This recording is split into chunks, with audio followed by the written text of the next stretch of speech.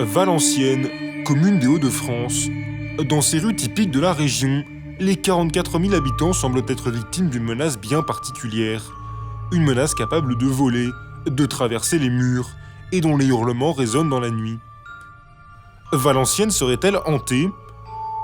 Rien n'est moins sûr, en tout cas, pour celui que nous avons interrogé, et dont la profession continue de faire fantasmer les plus férus de fantastique.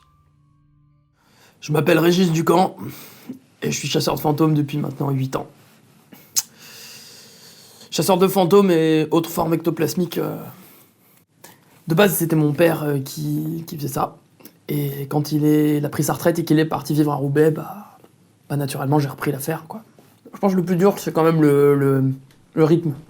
En fait, on a quand même tendance à beaucoup vivre la nuit et dormir le jour. C'est pas simple pour trouver une femme, des enfants, tout ça. Mais bon, on fait avec, hein.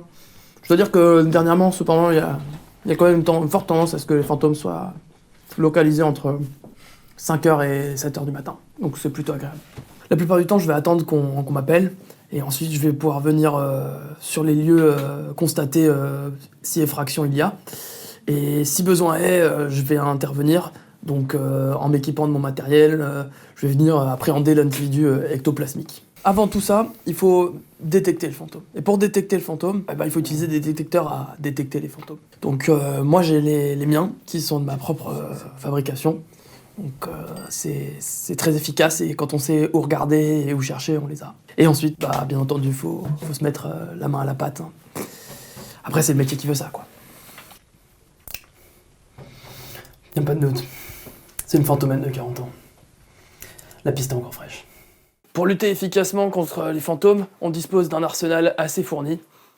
Vous avez ici, là, un Colt des USA que j'ai modifié moi-même. Le tout dirigé vers le fantôme, ça permet une portée maximale.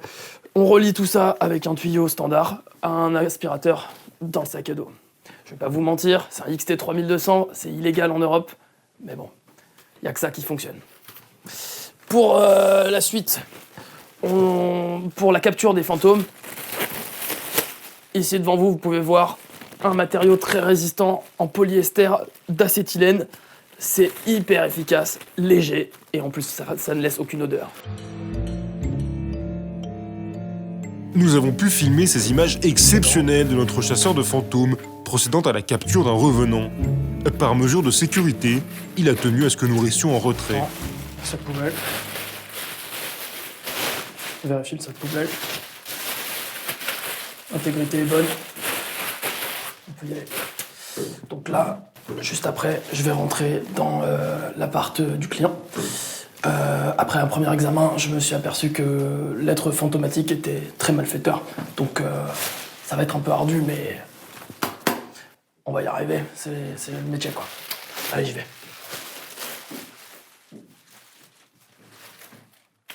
J'y vais.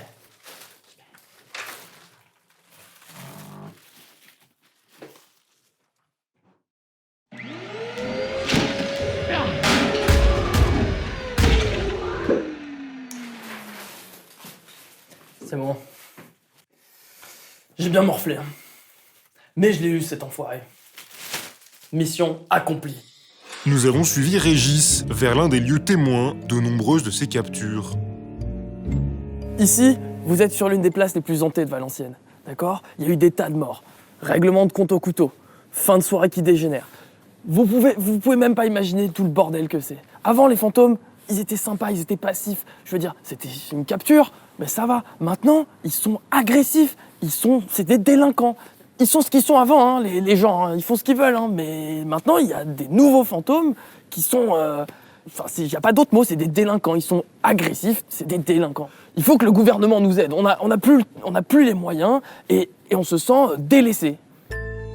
C'est dans ce même esprit que notre chasseur de fantômes a démarré une campagne coup de poing en vue des prochaines municipales. Et selon un récent sondage de l'IFOP, 65% des Valenciennois se disent prêts à voter pour lui. En tout cas, une chose est certaine, face à Régis, les fantômes n'ont qu'à bien se tenir.